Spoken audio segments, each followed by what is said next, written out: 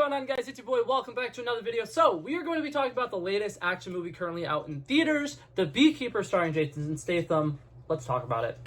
Modern Movie Review. Alright, so right off the bat, I want to go ahead and say, I really enjoyed this film, and I think that it was great, so I'm going to give a spoiler warning for those of you guys who have not seen the movie. I don't think that this movie is a movie that can be ruined via spoilers, but just in case, if you haven't seen it and you don't want anything spoiled, go ahead and click off, and you can come back and watch this video later. But before we dive into the actual, movie stuff, I want to talk about the posters, because the posters for this movie all look really good. So here's the original poster, which I think is really cool, and I love, the distortion feature with all the bees flying off of him. I think that stuff is really cool. Here's the IMAX poster. I love this. I don't know where the people in Hollywood who've been making these posters have been the last, year and a half, but get these people on more movies. These are really cool posters. I love the colors. I love everything that they did with it. It looks great. But now, to talk about the actual movie, right off the bat, I want to go ahead and say, I love this movie. I thought it was fantastic. I thought that it was a really good action movie. The last three Jason Statham movies that I've seen, I've not really been a fan of, because the last three Jason Statham movies I've seen was The Meg 2, which I thought sucked, Extraction 4, which I think might have been one of the worst movies of the entire year last year, and then Fast 5, but he didn't have that big of a scene in Fast 5. But yeah, so overall, I've never really been a fan of Jason Statham. I haven't seen a whole lot of Jason Statham movies, so I've never really understood the hype about Jason Statham, but I think this movie might have potentially won me over with it a little bit. So right off the bat, we start off this movie. He's moving out of this barn area. He lives with this older woman who has a farm, and she's been renting out the space for him so that he can do his beekeeping stuff. And it's a very I'm not gonna lie, the first opening couple sequences kind of felt like, I don't know, it didn't feel like real scenes in a movie. It kind of felt like something you would see on imagine the people who make stock photos shot movie scenes. It kind of felt like that a little bit, but it's just, Jason Statham thanking this lady for always taking care of him and stuff like that, and being like, thank you for putting up with me and my bees. And it is kind of a ridiculous movie, but I love it, and I like the way that it starts. And basically, there's this nice old lady, and Jason Statham's like, thank you so much for taking care of me. And then she says, hey, before you leave and, are gone forever, come meet me for dinner tonight. And then Jason Statham goes on and does a bunch of beekeeping stuff, which I am so happy we got to see him doing actual beekeeping. The fact that he actually spent a lot of time with, the, what's it called, beehives and stuff like that, and actually, pollinating fields and stuff like that made me so happy, because then whenever we get into the action, punchy kicky stuff later in the movie, it's actually even funnier, because this guy legit is a beekeeper. But what's it called? So while he is doing his beekeeping stuff, the old lady is hanging out in her house or whatever, and she's on her computer, and then, oh my god, a scam comes up. And it's something saying, oh my god, you're going to lose all of your details and all of your information. You need to call this number, yada yada this, yada yada that, and everything's going to be fine. And then we have this sequence that very early on sets up who the villains are, and I think that it does a good job of making you hate the villains almost instantaneously. They have this cool call center. They have a bunch of trippy paintings and stuff on the walls, and they have a bunch of just LED lights everywhere. And so she calls the number, and then the guy picks up the phone and starts explaining to her that she needs to download some software on her computer so that he can access their computer from a remote location and do this stuff for her. And he's basically, making it out like he's some super sweet guy or whatever. And basically, it's just a giant scam. And the entire sequence, we are watching the woman, she's seeing things from her perspective, and then the guy who is, kind of giving a presentation in front of a room full of douchebags about how to steal money from old people. And they're so proud of themselves, and they're so happy about it, and they're having a blast. And meanwhile, this old lady, she just got drained of all of her money ever, and she's freaking out, and she's very depressed, and rightfully so. And after that sequence, we go back to Jason Statham's character, and he's kind of doing beekeeping stuff, which I loved. And he gets a jar of honey for this old lady who goes back to her house, and he finds out, oh shit, she's dead. And so this is what triggers the entire plot of the movie, and I think that it's a really great setup and a really great start, because you kicked the beehive a little bit there, and now the bees are coming after you. And Jason Statham immediately just fucking goes rogue. He figures out the location of the place that is responsible for what happened. He goes into it, and it might be like some of the funniest fucking sequences I've seen in the action movie. He's just like, don't mind me, I'm gonna burn the fucking place down. And they're like, what the fuck? No, you're not fucking doing that. And then he just beats the shit out of them and then continues walking with 2 cans of gasoline.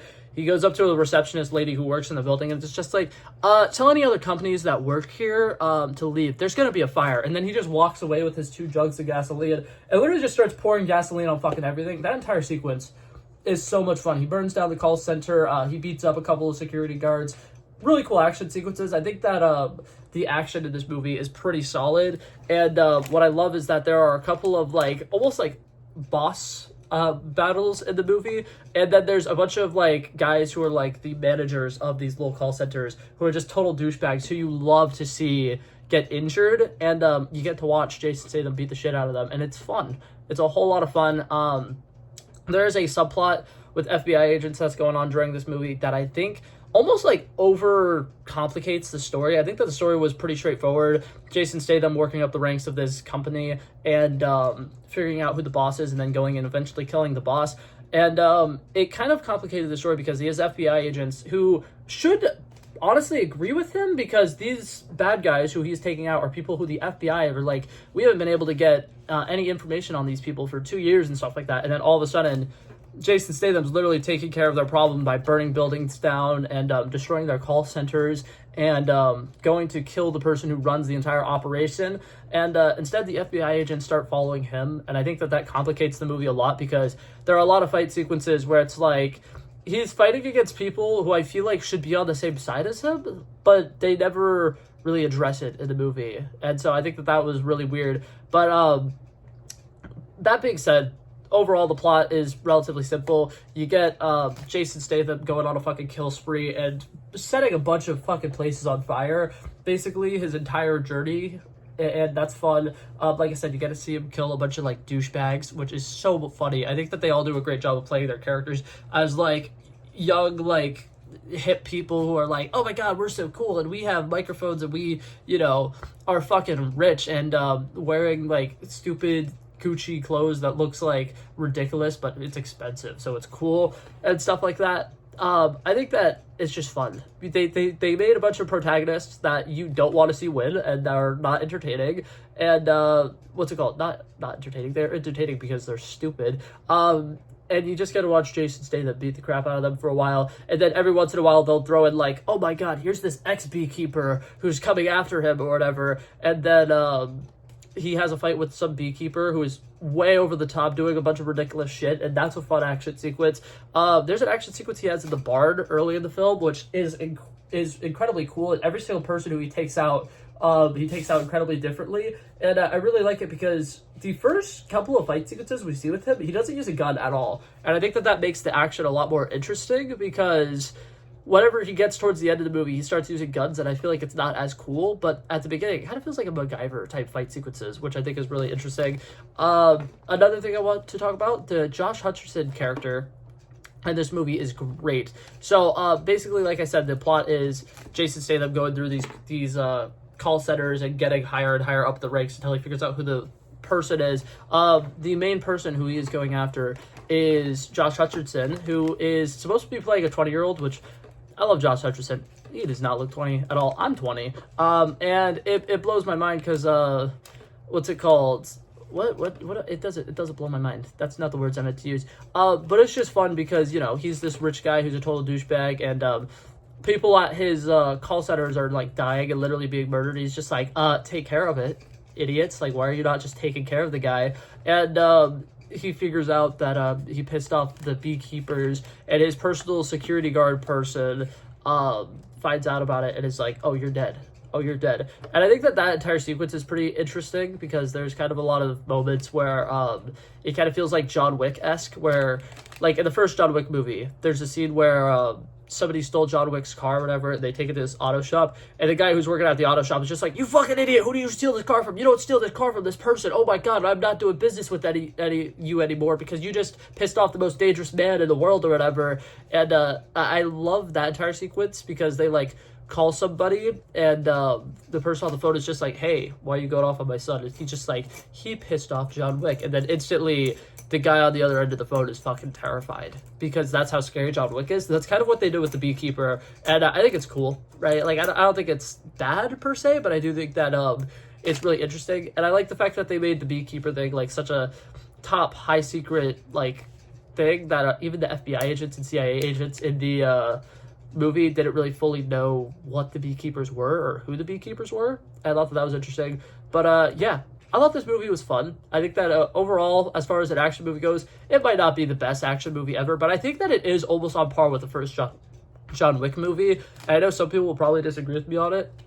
I don't care. I think it's incredibly fun. I think that the only thing is it's a little bit more silly than the John Wick movies, but I think that it actually works a little bit better. I think that Jason Statham's character is kind of more sensitive in this, and he has a couple of really funny lines. They make a lot of B puns throughout the movie that I think are hilarious. Like, there's a lot of funny jokes. The bad guy at one point says "to be" or "not to be," which I think is so stupid and hilarious. And overall, there's a lot of fun action, a lot of funny moments. And I thought that it was fantastic. But yeah, overall, I would say that this movie was very entertaining, and it did exactly what I wanted it to potentially accomplish, and being entertaining. So my overall rating for this movie is going to be a 83 out of 100. Obviously, I think it could have been significantly better, but I think that overall, the cinematography of it was great. I think that the action sequences were all good enough. There were a couple towards the end, like I mentioned. Whenever he gets a gun, I think it stops being as interesting. But the first 2/3 of the movie, every single action sequence is really fucking cool. And yeah, so that was my opinions on the movie. And yeah, I think I'm gonna head out now. Thank you guys so much for watching. I love and appreciate you guys so much for coming by and checking it out. If you liked it, feel free to like and subscribe. And I'll hopefully see you guys in the next one. Peace out. Bow, bow, bow.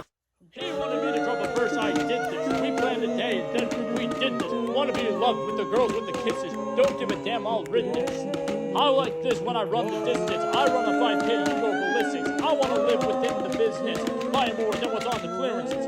You're getting big cause I know you're a physicist. I wanna deny this shit, I'm unlimited.